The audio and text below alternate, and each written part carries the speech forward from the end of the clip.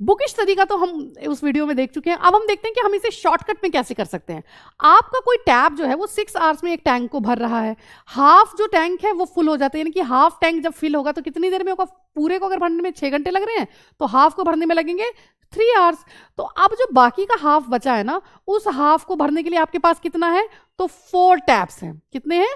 4 taps. Simple सी बात है। अब आपसे पूछा है कि कितना टाइम लगेगा ओवरऑल, तो देखो लॉजिक की बात देखो कि 3 घंटे में कोई काम अभी होना था, है ना? 3 घंटे बचे हैं हमारे पास, और उस 3 घंटे में हुआ क्या?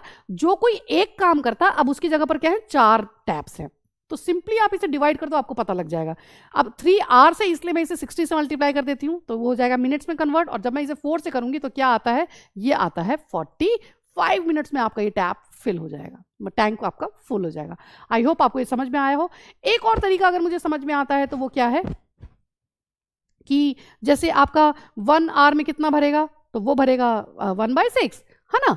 तो 1 आवर में अगर 1/6 भरता है कौन? एक टैप, तो 4 टैप कितने में भरेंगे? तो 4/6 में मल्टीप्लाई हो जाएगा ना 4 से, यानी कि 2/3 में ये आपका ये जो टैप है ये भर जाएगा, मतलब इसको ये फिल कर देंगे 3/2 मिनट्स में, है ना?